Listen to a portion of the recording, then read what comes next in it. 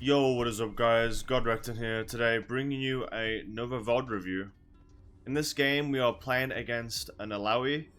This is quite an uncommon matchup, which I don't really get to play against often. And I figured that this game specifically would be like a good game to showcase how to play the matchup and also how to play from losing situations, which you are going to see from the start of this game. This whole game was basically very chaotic, and I kind of had to normalize our team to do things so we didn't lose the game. So hopefully this game can help you kind of understand what to do in games like this, because there has to be one player that kind of grounds everyone and keeps everyone a little bit civil and on the same wavelength, and this is kind of like what I tried to do this game to ensure that. But yeah, let's just get into the VOD straight away. Also, sorry for not uploading the last couple days. I didn't really play much League. I was taking a little bit of a break for a day, so I don't burn myself out. And I just wasn't having any good games, really, to VOD review. The games were either just stomps or basically me getting stomped. So, yeah, I don't know. It's been very stressful trying to record games, and I keep dipping, like, to Masters, then, like, back down to, like, Diamond 1, get promos, and then I get a bit unlucky, or I don't play well. So yeah, I've just been taking a bit of a break just to try and get myself back into shape as well. Don't want to spam games and overdo it to a point where I regress as a player. So yeah, that's kind of explains why I haven't been uploading the last couple of days. And also, I am working on other content too. I'm trying to make a Renekton itemization guide at the moment, so definitely be out on the look for that one. But anyways, let's start the game. I start longsword 3 potions here, and we are going for the invade. Like I talked about in my last video, invades topside are very common within the Masters range of games because it's supposed to be unpredictable, even though it's basically predictable in this range. Although people are pinging bot side on their team, like, that's kind of how it is. But if you're going invade, always let your leading champion with a hook or some form of CC start first. He ignites Nautilus, so I let him walk first. I go behind him. He red trinkets. Actually really good of him. This support player is actually a very good player, if I do say so myself. I've played with them a few times, and they're always really good at communication. They're also a player that tries to keep everyone grounded and calm. And I don't think we would have really won this game without them, in a way, or like at least the spot lane, but you're going to see some very questionable things overall. But they are a very good player, if I do say so myself. Unlike one player in my game. Yeah, so we go for the invade. We don't really spot anyone here, so these guys just reset. We do plan to try and take their red because no one is showing. Although, we do suspect that they actually invaded, and upon watching the VOD, again, like, they did actually invade here. So, this is kind of, like, typical. People do try and look for a counter invade a lot of the time, so if like, one team has a hook champion, the enemies will either stack in a bush, like, being, like here, like there, here. Like any of these like main bushes they'll stack in for the level 1. But here they actually stacked here in case like people walk down and they just cheese, but that's not really what ended up happening. Now, if you're a jungle player, I'm gonna call you guys out again, because I want you guys to understand something here. We just invaded, right? We planned to ward here. We don't know where the enemy team is. So, what is the best thing to do in this situation? We probably sit in this bush, right? Because, again, we're in fog of war, and the enemies can't really see us or react to, like, what's going on. So we can wait here and then plan a surprise attack with Renekton W start and Kayn AoE damage from Q, which does a lot of damage. You see 82 damage there, and then I do 137 damage, including a PTA proc on top of that, which, you know, deals nearly 200 damage overall, like, just procking that as well, and an auto attack. But, what does my friend Kayn here do? Oh, no, let's not stand in the bush, you know. Let's, just, you know, walk out immediately. I think this is about, like, we even see them straight away. Like, he had a window to walk back into Fog of War. But for whatever reason, he didn't do that. They also have no wards here. Like, we have a window where he doesn't get spotted right away. It just made no sense. Like, you just decide to stand here. And obviously I pinged it too to be careful, but This guy didn't care. And he was the type of player that also wanted to FF all game and just, you know, he didn't really care. He just like FF, and you're going to kind of see why. So, we end up having to fight here. I'm not in position to just exactly walk up because, again, I'm not in range. I have a W start here. Kayn goes in way too early for my liking. He wastes flash, gets the plant. Not too bad, but at the same time, I can't really do anything here because he jump started the fight and I wasn't like ready like to instantly proc a W. And in that time, Aurelion Sol's roaming, Victor's trying to come, who is my duo as well. But he can't really do much other than offer an E, which isn't really a lot of damage early. Aurelion Sol's a Q as well for CC. Like, it was just really bad here. Like, I didn't get to do anything with my W start, and then I'm just kind of walking around deciding, like, what the fuck do I do here? Then obviously, he dies. I have to waste flash here. Just because my jungler didn't want to wait in the bush as, like, we saw them coming down. And we actually could have got a kill from this, I'm pretty sure, if we both just focused on Italy. Or at least we could have put her behind, like, severely to a point where her early game is nullified, while Kayn gets to scale and be a force later on. So yeah, if you're a jungler, and you have vision down, and you see them coming, walk back into the bush with your Renekton, because then you can plan a surprise attack and then end up getting a kill. So that's just something I quickly want to vent in this game, because it really did,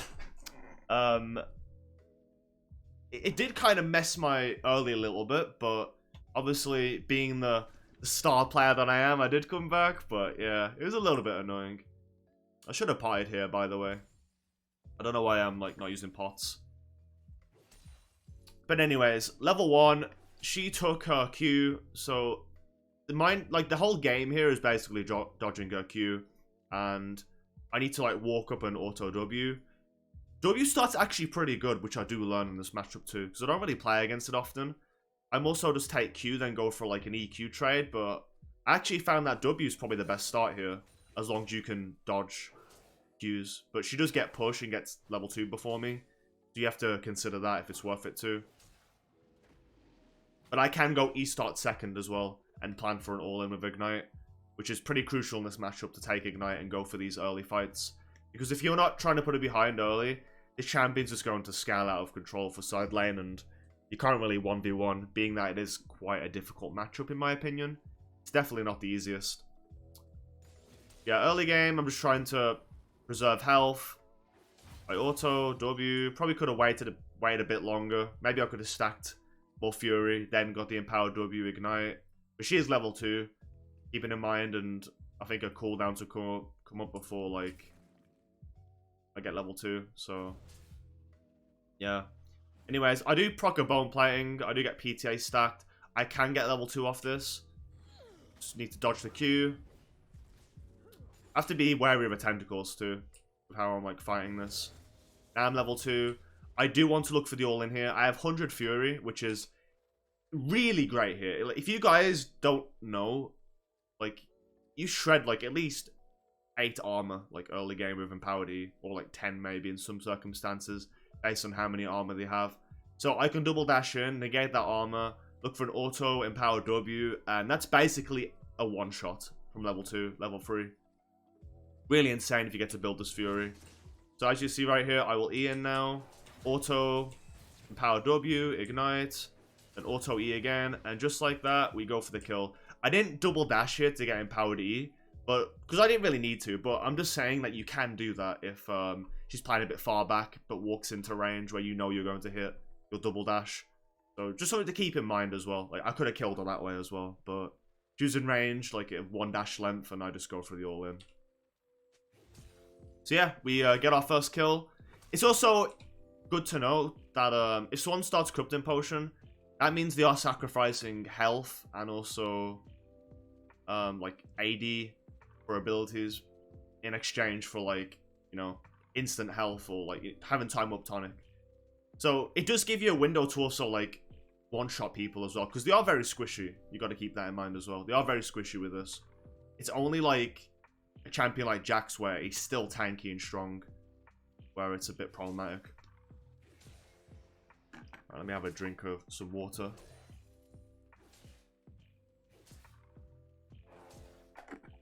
This is quite, like, a longish game, so I'm not gonna, like, pause over everything, but I do want to explain, like, my whole thought process.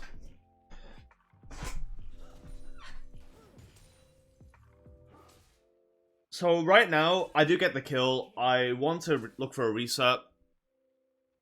My item of choice first for this game is actually Godrekton this game. And again, like the last game, I wasn't really having a lot of confidence with how my games are going, so I did want to just go for something a bit more consistent. And it's actually not a bad idea in this matchup, because having the, like, Godrekton active is actually pretty helpful just to get some health back in those, like, level, like those fights where she's using ultimate. It's pretty helpful. And as a stat stick too, it allows you to overcome her damage and just kind of, like, sustain. So I actually don't mind it here, but maybe Blair Ruin King is the best, which I will always, you know, preach. But Godrekton is not bad if you want some consistency too and play a little bit safe. So as you see, I am dodging a lot of Qs, and, well, maybe she's just missing them for the most part. But yeah, you want to preserve your health. Try and always be clicking around in the lane and trying to avoid these Qs. Now, I did want to back here, but I was kind of worried that she freezes. Like, this is a common thing people in high elo do. So if you're being lazy and recalling on, like, 4 minions here, these champions will just freeze, like this right now. Pop their Time Warp Tonic, Corrupting Potion combo, and just sit here. And this alone will, like, end up killing a lot of my minions, because my minion wave is stacking against theirs. Meaning that I'm losing all this XP and gold, and it's kind of putting my lane in a really bad position, where the jungler can gank. Like, if I walk back to lane, which is still freezing here, the jungler could instantly be here on the bush, come out, and then I just miss even more gold and XP. And I'm, you know, I potentially can die too. And being that Nidalee's already 3-0 in this game, it's not something I really want to do. So I have to kind of break this freeze before I can recall. And I'm still stronger too. I'm still stronger than her right now. It's only like level 6 onwards where I have to be really cautious with this matchup. Because even like an Illaoi that's behind can still end up killing me. So yeah, right now go for the EQ. I do tank her Test of Spirit here, being that it's her E. You never like being in this position, because look at all these tentacles spawning too. You never want to keep the lane here, because you have no room to fight, and Illaoi can just hit Qs on you, and if you go in, she will, like, buff her E, or, like, she'll just, like, use it as you're, like, dashing in. So she always guarantees it against her Renekton, which does make the matchup pretty hard. And you have to be a little bit more in the open to kind of be more creative, where you can double dash behind her, and then her E, like, goes this way, and then you go behind her and then look for an all-in. This is basically how you win the lane. If you don't get hit by her E, you win every time. This is what you need to look out for, as we're going to see further on this game too. Dodge that again. IQ now. Still trying to pull the wave and be a little bit annoying. But now that I see her taking this cannon minion, like and it died now, I can actually go for a recall, because she cannot freeze on this wave. She can only freeze if she pulls the minion wave, like, here. But I think I'll stay now, because Kane's, like, pinging me. Like, this guy the whole game was, he was really tilting me. He just didn't know what he was doing. Like, sure, we could maybe go for the kill, but I have no summoners, and the wave is really awkward. And trying to walk up and push is really awkward, because of tentacles, too. He only needs to land W here, and then my health's getting chunked. Now, Kane goes for a really lazy play. Like, this is just really stupid. I don't know what he's thinking. So a lot of time was kind of wasted here. I have to go all the way back to. My wave gets pulled as well, so she can set a freeze from this, which does mess me up again. Kane is, like, out of his mind just doing this randomly. Like, it was very weird the way this guy was playing. But he was already, like, trying to FF, so I just muted him throughout the game. There's no point keeping negativity. Like, if someone hasn't got anything nice to say, then why listen to it all, right? There's just no point. It doesn't do anything for me. So we back for a pickaxe here. It is kind of interchangeable. I can go Blair Ruin King if I get that confidence back, or like Godrekton as well. But again, I just go for the Godrekton here. So keep in note, I sidestep her E here. This gives me a window to fight. So whenever like she does this, you can literally just go for it all in. I Q first here, proc the bone plate, E again, auto. I try and maneuver past the tentacles, but I do get hit. Wasn't the most cleanest thing. I do build Fury. A benefit being on low health at least is that I get more Fury, which can aid the matchup again. 60 Zen cooldown on an E as well. I have my E just come back up now, so it's relatively the same. So, as I was talking about, we want to double dash to get behind her, which we do, and then we just like go for a kill here, and like that, pretty easy. Like I said, she wins based off hitting the E. If she has no E, you win every time. Because her E does so much damage when she ults, it's crazy. But this also means you can never fight, like, it's so hard to fight, like, when the wave's pushed in, like this. So you never want to keep the lane here. Always fight in the middle, or, like, near your tower. But even then, if you're fighting here, just be careful of the tentacles, because these, like, these walls will spawn, like, tentacles on both sides. So you never really want to, like, push yourself in. You just want to play in the middle, because tentacles only spawn near the walls, which gives you a lot of freedom to look for a fight. So always keep that in mind. Renekton's strength is fighting in the middle of the lane. Or when she has no E. Those are like the key points of this matchup. So right now, the game's like kind of weird. Mid just got 2 kills. Nidalee's pretty ahead. So I have to play it pretty safe. Like, being a Renekton in this situation is a little bit awkward, because if I want to fight and just shove in, I get ganked by Nidalee and Asol. That's another reason why I'm not just straight shoving in, because Aurelion Sol can gank, Nidalee can gank. Like, there's too many threats to push the wave in, but it's not in my interest anyways for this matchup.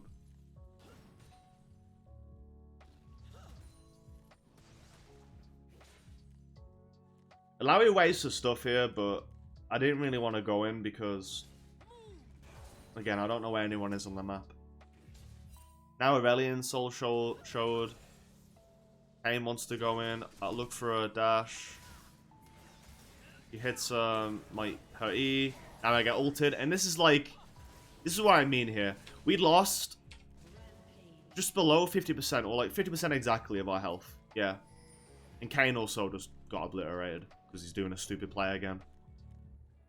This is why it's never a good idea to fight this. So this is kind of like the lesson we have to learn. Nami also roamed up here, and it's a 1v3. So, what am I going to do here? Like, the wave's shoved here, so this gives me time to actually force a fight on Nidalee. These guys can't just go under the tower, because Nami's the closest one here, and if she tanks turret shots, she's probably going to die, because she's very squishy. So, I have to just go on this here, on this Nidalee, or otherwise I'm going to die if I wait any longer. So, knowing my damage, I ult first for Fury. I W. I can't exactly auto W because I'm not going to be in range, and she just goes to Cougar form and jumps. I'll let it play out first. So let's just watch it again. I probably should play these situations out first before I break it down, but anyways. I ult. I cancel my R animation, and also, it's like an element of surprise too. So if I R like this and flash, it kind of masks the W as well, like the intention of the W. So I cancel my end of my R animation with W. I E. He flashes it, but I still get my E proc. I Q. Then I E again, and she's dead just like that. Very easy. I fed Nidalee too. So that's a lot of gold in my pocket. A lot of gold I just got. 700 gold, baby.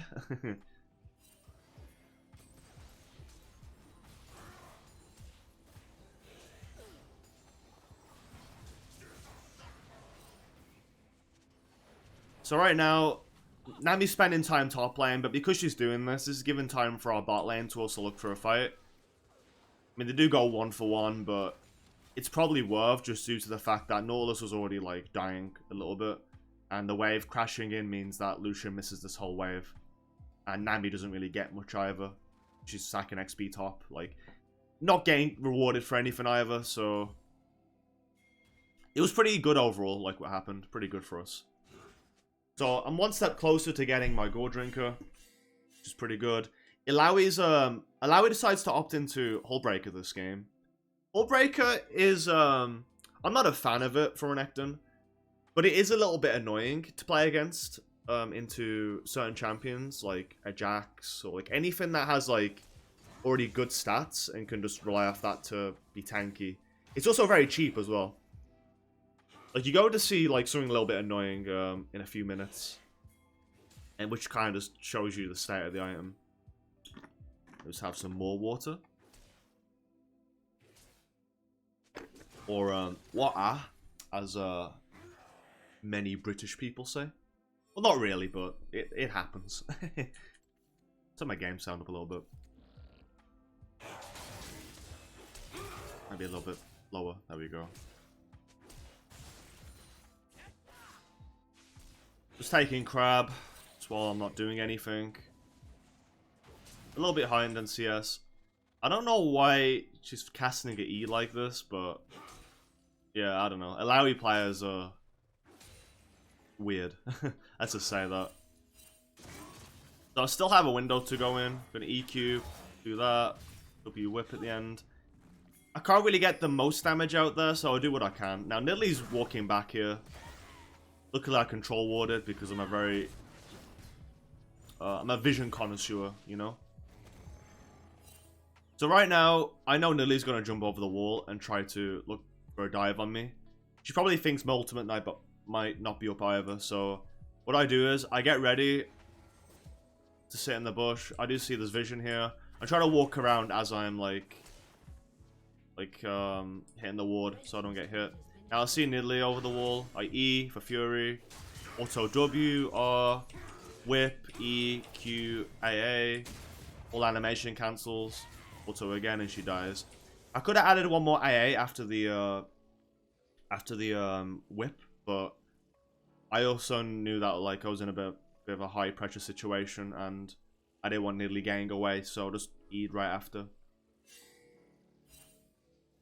Just so I don't let her escape and put me in an awkward position where I could have comboed differently.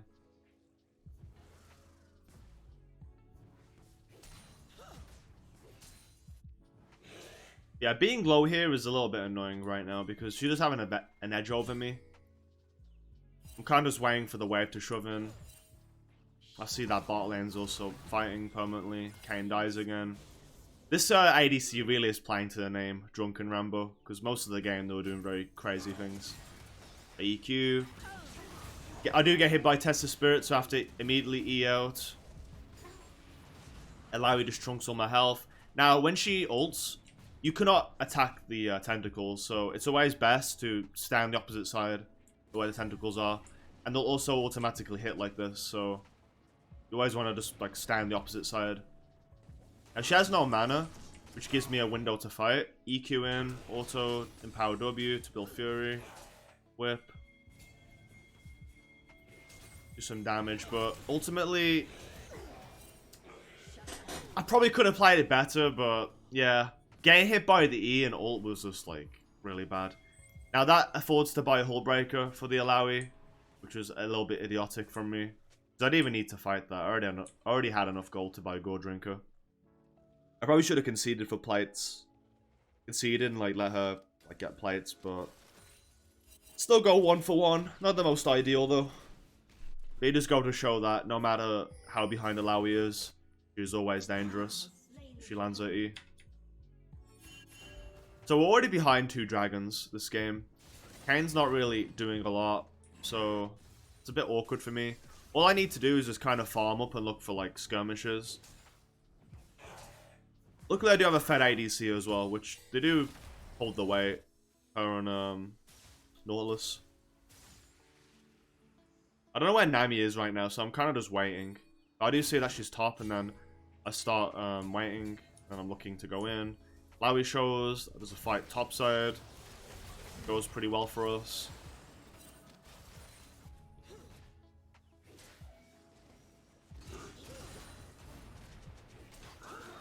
Another tip as well when playing against Illaoi is you want to play near minions.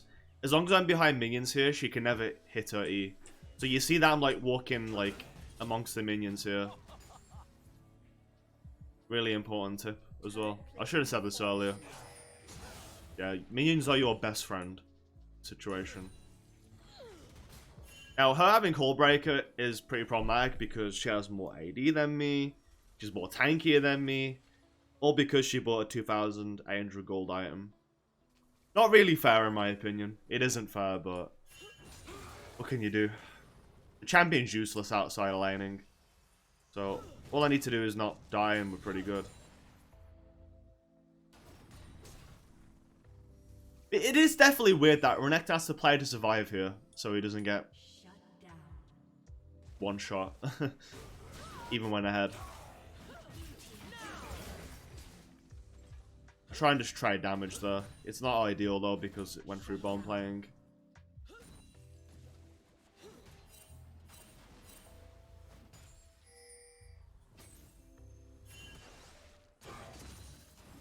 She has no E. I abuse this. I R for Fury. Auto proc the PTA, then I land a W. And we kill her. Pretty decent, I'd say. Again, that's just basically the matchup. This is all like you really need to know here. So next I'm opting into a Blair Ruin King, just so I have more side lane power against Illaoi and various members on their team. Just to help me keep scaling too. By the way, I don't know if this is normal, but she went Lich Bane Rush. Huh. I mean, I guess it's fine. So what is my job right now? Like, what am I exactly doing? So I'm kind of just like, my team's like kind of strong together. I'm just trying to like catch waves and look for like some kind of play mid. So I fixed the wave, then I look to roam. The team's doing okay though about me. I'm trying to get there though. It's always important just to be first before the enemy top laner, especially if they have TP and you're an Ignite user. Being first is a priority. Otherwise, you're probably going to lose fights. Now, I may have not really done anything, but it's always best just to ensure, like, you're there. It also gives reinforcement for your team to, like, make a play happen as well. In other scenarios. But you just take tower out of it, so probably backfired on me. But I didn't know how the fight was going to go down.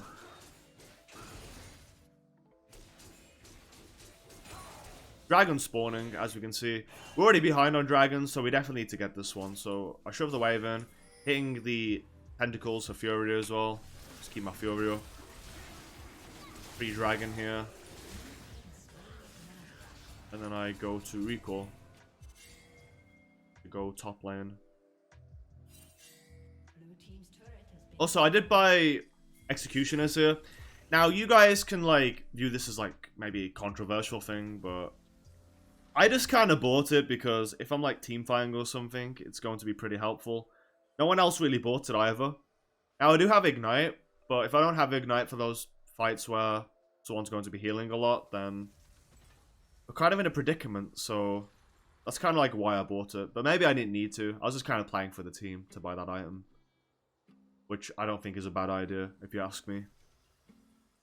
It also works on anyone that like Nami's healing as well. Or if anyone's healing from runes and etc. So I don't think it's bad here.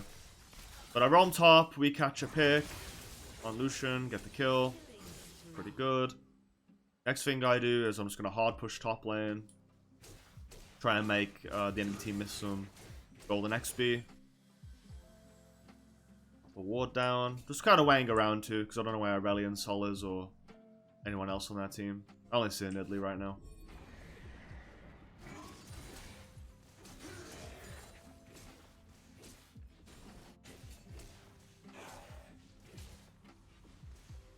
Bit dangerous to push up like this. It's important to ward this if you are going to push, but because I had no wards and I saw Lucian coming and Aurelion Sol fled off mid lane, it's best to move. And as we see, like these two are paired together, and they could have roamed top lane, but I wouldn't have known that to begin with. Like that up here. Next thing, we look for an engage with the turret. I'm here now just to offer some moral support.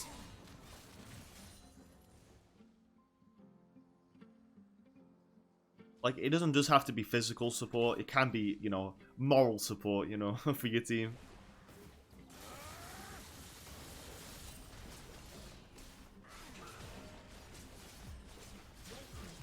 So I'm just being more of an asset here. Illaoi's just gated the side lane. So in that time, I can just like roam around a little bit and just offer some pressure. I don't know how Nautilus died there, by the way. It was very weird. Like, a lot of these deaths on my team are very strange this game. So, I'm trying to stay here now. I look for the Nidalee. Get a kill on her. Next, we can look for the Baron. Nami's also just, you know, fish out of water here. End up just, you know, eating her like sushi. Now, Baron is the call here. I think we can do it. Do we finish this? I don't think we do. I think I asked for a Victor TP as well. Maybe I don't. Yeah, I think we got very ambitious with this call because they all spawned and then like I'm at fault for this. Like, it wasn't the best idea. Like, yeah, we could start this and force TP and back off, but I think we decided to keep doing it for some reason. As you see, I'm like kind of just waltzing in and out because I know this isn't a good idea now, so I'm trying to just get the fuck out. Illaoi also ults. This is the most Illaoi can do here. She dies. Victor's doing some work in the back line. Yeah, our whole team just kind of dies. It is, like, my fault, but I think all we had to do was just force a TP, then leave. So I should have pinged a bit more, to be fair, which was my own fault.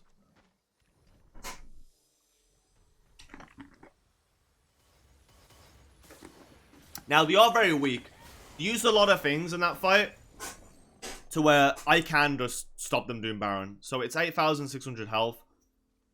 I have my ultimate coming up, and as long as I'm just, like, staying here just to scare them, it will, like, move them off Baron. But they decided to, like, try and do this for whatever reason. It was really stupid. Level 40 Renekton. Level 12 is their highest champion here on a Nidalee. That's... Like, they all have Baron debuff, too. Baron debuff reduces armor and magic resist, meaning that they're basically with the kill here. Like, their armor is getting shredded by the second, and I'm just staying here. I'm waiting for, like, Nautilus to come as well, but for the most part, just need to wait for my ultimate, and then I can force the fight. Start moving away. I ult, flash W. But they get away. I could have played this better. I think I could have engaged with E instead, and then I could have been on top of the Nidalee. I could have EQ autoed Lucian, and E'd onto Nidalee. And power W. And I think that would net me, like, another kill there. But in the moment, I just kind of did that. I was a bit pressured to make something happen. But the con of wasting ult like that and not getting the other kill means that I don't have ult for the next dragon fight. And being that I had no ult for the dragon fight, it actually left me in a really awkward situation. Also, my team decides to go for this weird play when I'm not even there. Like, me and Jinx are the strongest champs. And they're starting to fight already without us. Which is really idiotic.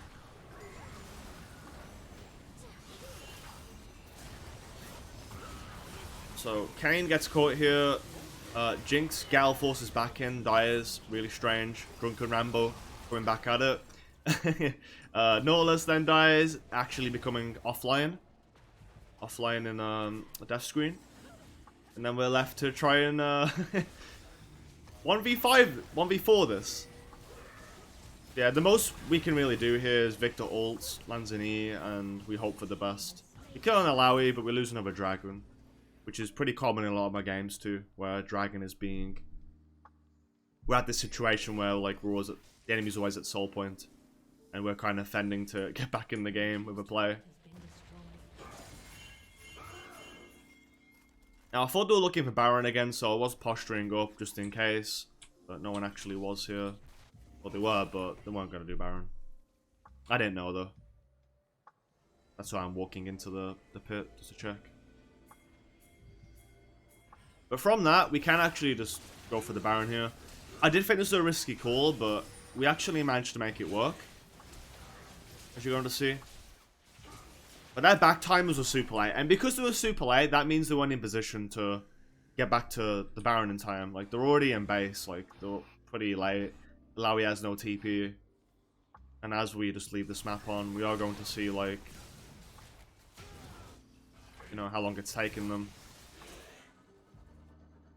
So, what should I do here? As a player, what are their threats of stealing Baron? Nidalee can jump over the wall and smite. Nami can look for an ult in the pit to CC us as well to help with Nidalee securing the Baron. Aurelion Soul can come out of base with Q. And as a player, I want to go over the wall here now and just kind of like deny any chance of this happening. So we get the CC on Nidalee here. I dash over the wall. The zone her away. I also tank the Q here. We secure the Baron. Pretty well played from me and Nautilus overall. But we are in a bit of a predicament here, which is fine because I'm Renekton. I have a Godrekton. I'm also pretty tanky and fed. So I go for kills there. Out either for Shred, and then we just get the kill. So as great as this was, the next thing didn't really go as well. Like, we should have immediately moved bot lane. The wave is like decently stacked here. We can go down with Baron buff, take the tower, but we spend a lot of time mid. Like, there's nothing to take mid here. The wave's all the way down there, and in this time, like, we're missing out on minions here. Like, we went from like 8 or 9 minions to 2, well, to 0 in fact. But there's no more minions left. So in that time, like, we really do waste the opportunity to push. And this also puts me in a tricky situation where Victor dies 1v2, and then I'm ganged up on as well. So this is why macro and looking at the map is very important, because if we all just recognize that bot was like free for the taking here, none of us had to die. We take tower, reset for gold, like to spend our gold, and then we spawn back on the map and then push mid, and one of us maybe goes side lane like Victor with TP. So I do make a very big mistake here, just by not recognizing that and pinging it for my team. Now, it shouldn't just be my job to do that, but as a player, you want to do everything you can to be a team player, be a voice in the game. You want to be heard. Because if you're not doing anything, then the things are just going to slip past you, and that's a problem that I have being a player, where I don't really voice what to do a lot of the time, and it usually costs me a lot of deaths or a lot of wins as well. So yeah, I'm trying my best to dodge things here, but I have no avail. I'm practically dead. Nothing I can really do about that based on how I played it. Very idiotic, but that alone still gets us some kills. Only because we're ahead in the first place, but in any other game, we could have lost a lot more from that. We kind of do lose a little bit still. Actually, we do lose a lot. Like, 4 of us died in that whole thing. Still wasn't smart. We can make that 5, I guess. Forgot about this. Oh my god. Yeah, at this point I'm just like, I gotta just like get myself back in the game, just, you know, snap out of doing these random things. We do have Dragon in a minute, we have to like try and contest this. So back, get Death Stance. Death Stance, super broken. Really good to just tank extra damage in a fight. If you aren't going this item build, you're really missing out, because you have so much power as a bruiser in fights. You get like 380. You're basically well equipped for a lot of situations too, to like soak up damage, duel people, one shot, heal. Like you have so many tools in your kit with this build. It's really insane.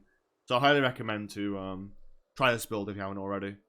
But I will talk more about this in my itemization and build video that I have coming up. So again, be on the look for that. So we have 30 seconds for Dragon. We have Victor TP. So at the moment, I have Red Trinket as well. Just going to Iron Fog of War. Basically, I'm invisible here. Anything I like step through. And I'm waiting for my team to like just get in position. I see Lucians here. Now, I do want to E over the wall while I have Red Trinket up, but I don't know where that team is. That team could all be here. So I'm just kind of waiting for my team to be a little bit closer. And then I do kind of like throw a shot into the dark. I think that's what you say. And just like, I just go in, but they already had a suspicion that was coming, even though there was like no vision. Actually, it's because Kane stepped on this. That was why. Kane did this. We get a Gale Force and ult, so not the worst thing that could have happened. Hit by spear after leave. Jinx does get one shot, and then things kind of just go sour here because the way our team is positioning. I can't really stay any longer, but I try and go for a hero play into Lucian. Nami just CCs me, and I can't really do much more. She also did like a lot of damage. She did like 1,000 damage, I think, to me at this stage. I remember just thinking, like, what the heck? What happened to my health? Oh, that's a yikes flash. Yeah, in this moment, I'm not going to stay and like die and give gold. So I end up leaving just to get out of there. And I look for a recall. Like, this is a very hard game, this was, because we didn't need to die as many times as we did. Like, it was very strange, this whole game.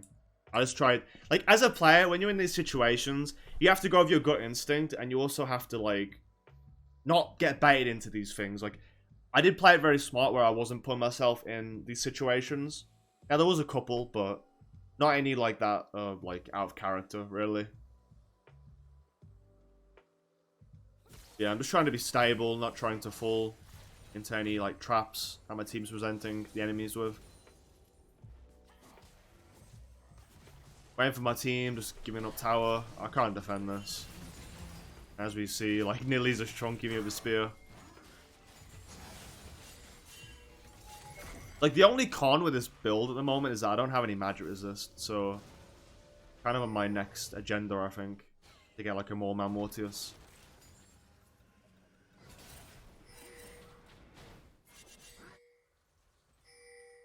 Next, I'm going to go side lane, just defend from Illaoi. At this point, Renekton should not really deal with Illaoi, unless he's like full AD and maybe has like a Black Cleaver or Sherelda, but I managed to make it happen here. We are even in items, which is pretty crazy to think about. Like, how are we even in items, even? Or gold, like. This is why I think bounties are just really stupid, because the enemy can get so much gold back, like, even when, like, not doing anything. Like, in relation to Illaoi's team, I mean, she's doing more than Lucian, okay, but I don't know. Like, she's not really doing a lot compared to Aurelion, Sol Nidley, and Nami. Well, Nami's always going to be under, like, she's always going to be low on gold, but that's because her items are really cheap as well, and supports don't get that much. Yeah, it's pretty crazy to think about that we're practically even though I have this score. And I'm a little bit behind in CS, but that's just because of how the game's been, to be fair. Anyways. Right now, just gonna go for a trade. Ian behind her, EQ, auto, proc bone plating, E again. Fork W, Godrekton, and then I'm just getting out. Decent trade. So now she's kind of like low enough for the taking, where if I double dash again with empowered E, she's going to die. Like, watch her armor get shred here. Doing the exact same thing. I've been doing it all game and it's working consistently, because this player just throws out the E at will when I dash in, which is good to do, but as Renekton, you need to be creative to win. And this is how you be creative. Like, you double dash to a position where the enemy isn't going to expect it, or time it in time if you're like fast enough for your E's. So she went from, what's your armor as well? Wait, fuck it, I went to far back. Oops.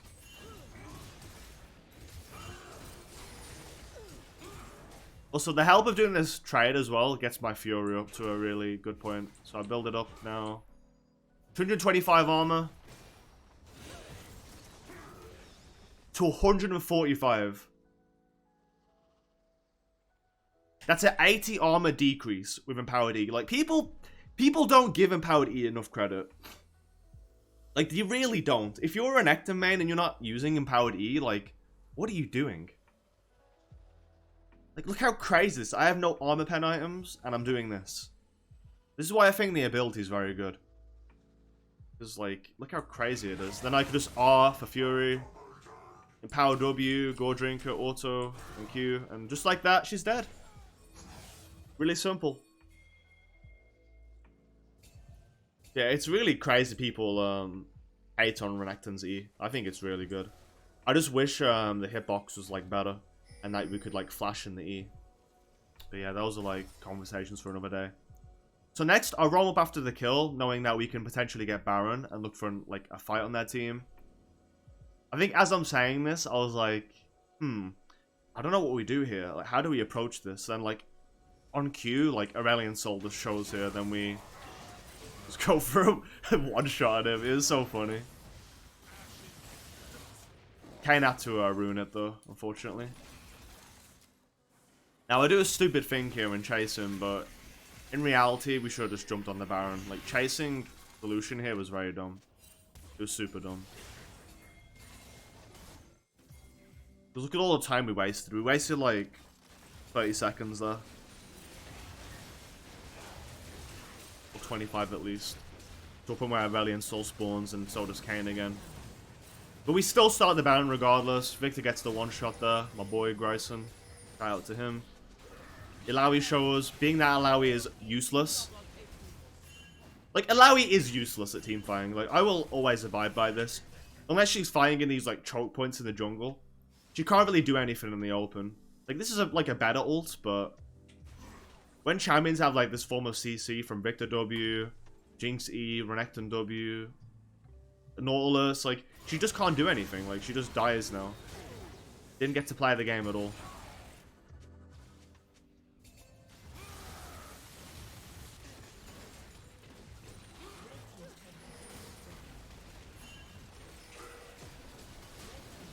And now we just slowly close out the game. Next fight, try and ping the turret here. Because my team can get carried away and keep pushing mid when we can just take side lane. Nautilus is also doing well there to ping it. Again, I think he's a pretty good player. Communicating. He might not play, like, the best consistently, but he definitely knows how to communicate. And takes initiative when he does something bad. And I respect people like that, because I'm also one of them. I don't really shy away from my own mistakes.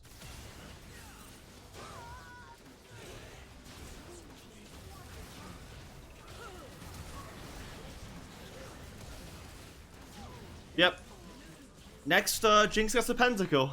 It was a very crazy game. It wasn't easy by any means. It was actually a pretty even game, despite, like, mine and Jinx's score. Because kind of threw a lot of her gold bounties, which is not a good thing to do in the this landscape of the game where a couple bounties can get someone ahead. But yeah, that is the Illaoi matchup and how I play against her in the early to late stages of the game. So I hope you guys enjoyed this video. Hopefully my commentary wasn't too long. I see like it's just around 50 minutes now. Need to work on that and not pause so much, but in a way, VOD reviews are a way for me to kind of express like what I'm thinking and try and give everyone like as much insight as I can to a matchup or how I play the game. And yeah, I mean, if you guys like that content, just, you know, keep let me know in the comments. But yeah, I think it's going pretty well so far, the content I'm making. But this isn't the content I just want to make, just to clarify. I do want to make a lot of guides, but I'm not going to make them like so big either, to a point where it burns me out, as always. So yeah, there will be like smaller guides, things that people can follow along that aren't so draining. So I hope you guys are looking forward to that as well. But as for the video goes, Thank you all for watching. If you liked, make sure to like. If you didn't like, dislike. If you have any like comments, questions, like just leave it below. And yeah, if you want to see more of my content and stuff, make sure to subscribe. So with all that being said, thank you very much for watching, and I will see you next time. Goodbye.